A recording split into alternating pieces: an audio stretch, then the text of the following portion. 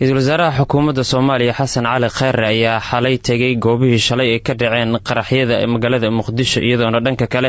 ciidamada amniga ee xalay baaritaano ay ka sameeyeen degmada Warta Nabadda ee gobolka Banaadir. Warkan waxaa soo koobay Yunis Duraan Cali.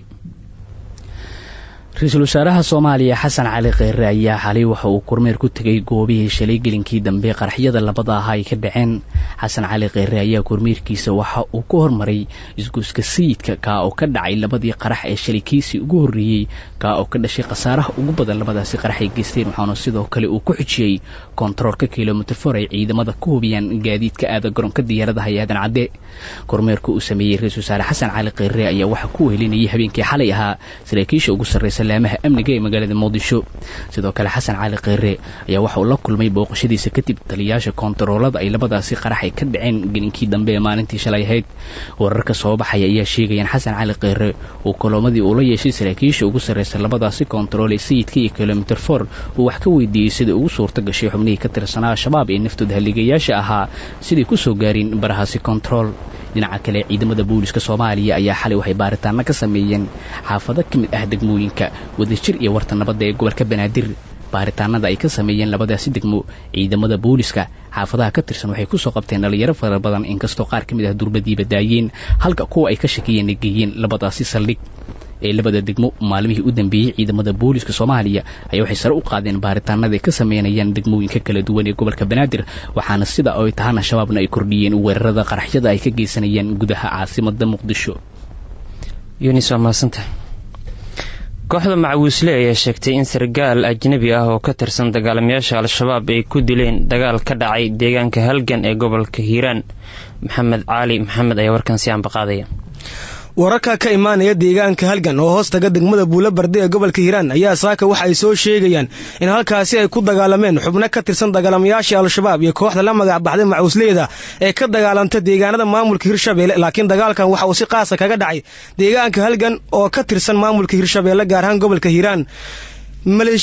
maleeshiyaadka Macawiisleeda ayaa la sheegay inay weerar ku qaadeen dagaalamayaasha Al-Shabaab oo fariisiin ku lahaa deegaanka Halgan halkaasi oo dhowr jeer hore ay ku weerareen Al-Shabaab kooxdan Macawiisleeda. dagaalka intuu socdo waxaa la sheegay inuu ka dhashay khasaare isugu jira dhimasho dhaawac oo dhanka Al-Shabaab soo gaaray inkastoo Macawiisleeda oo la hadlay warbaahinta kulmiye ay sheegeen in aysan wax khasaare ka soo gaarin dagaalkaasi. mid ka mid ah Macawiisleeda oo la hadlay idaacadda kulmiye ee Muqdisho ayaa sheegay in dagaalkii ka dhacay deegaanka Halgan ee hoostaga degmada Buulabarde ee gobolka Hiiraan ay ku dileen sargaal ajnabi ah kana soo jeeda Kenya oo deegaanka Halgan looga yaqaan Maxamed islamarkaana ka tirsan dagaalamayaasha Al-Shabaab sidoo hadalka u dhigay mid ka mid ah oo la hadlay idaacadda kulmiye ee Muqdisho.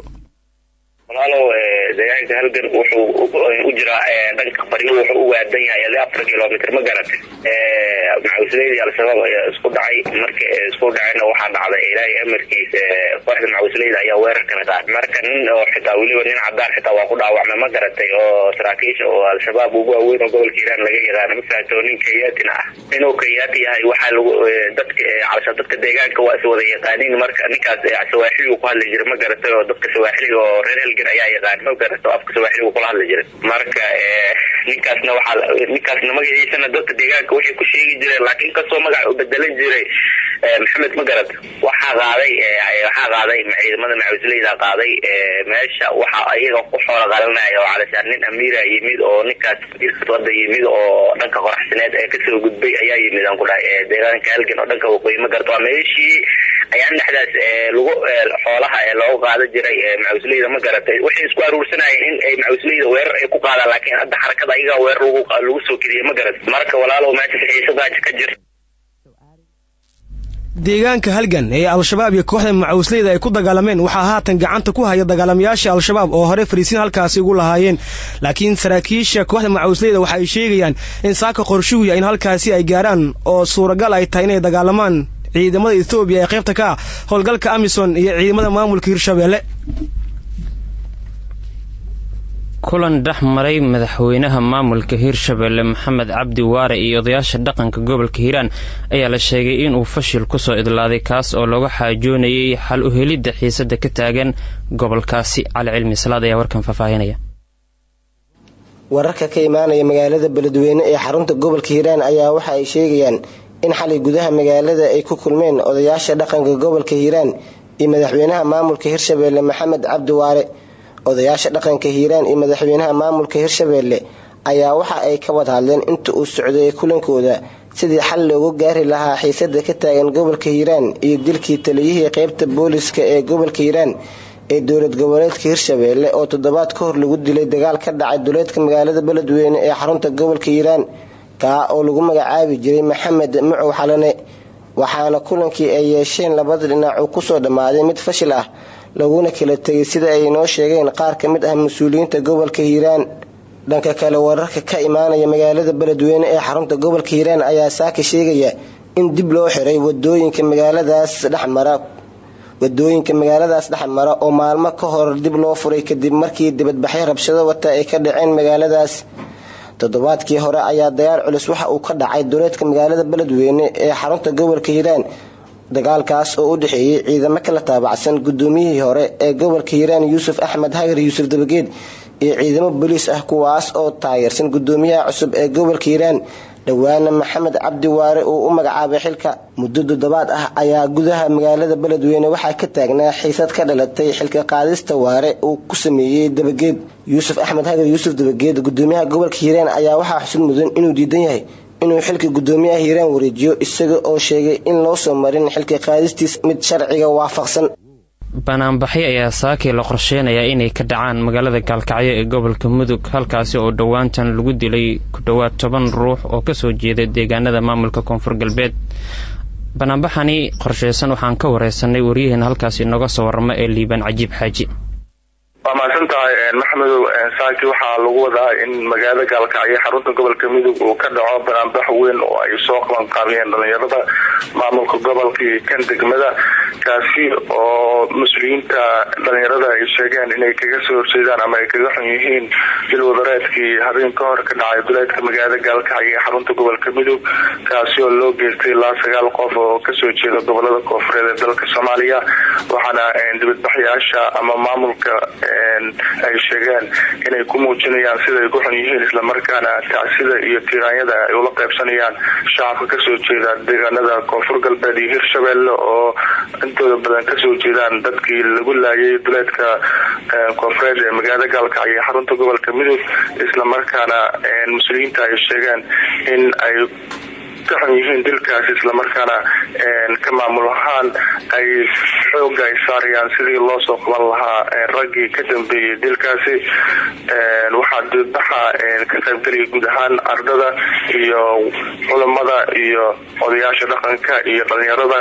iyo ururada haweenka ee ka jira magaalada gaalkacyo ee xarunta gobolka mudug waaya liibaan marka dabcan hadalhayn iyo warar soo baxaya ayaa sheegaya in banaanbaxyo ay dhacayaan marka saaka markaad eegto xaalada guud ee magaalada gaalkacyo ma tahay magaaladu mid u diyaarsan in banaanbaxyo ay martigeliso waa mahadsantahay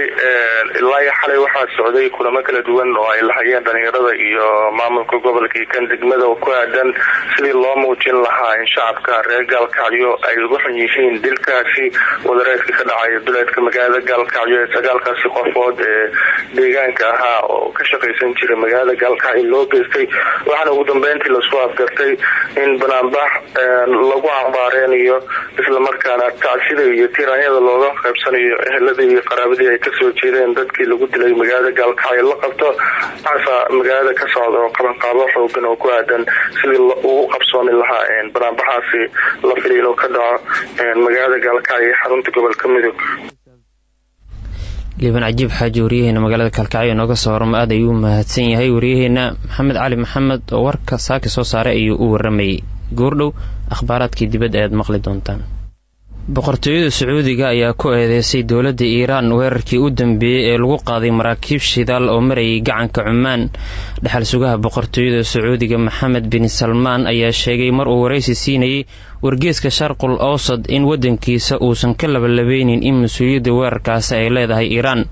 khamiistii ayay ahayd markii la weeraray 2 markab oo ku sugnaa gacanka cumaan iyadoona weerarkaasi uu kusoo beegmay bil kadib markii la weeraray 4 markab oo ku sugnaa biyaha imaaraadka carabta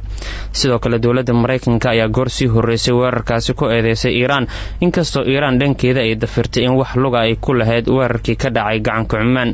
maxamed bin salmaan dhaxal sugaha boqortooyada sacuudiga ayaa sidoo kale sheegay in iiraan ay ku fashilantay inay xushmayso ra-iisul wasaaraha jabaan oo tehraan u joogay wadaxaajood xilligii uu weerarka dhacayay.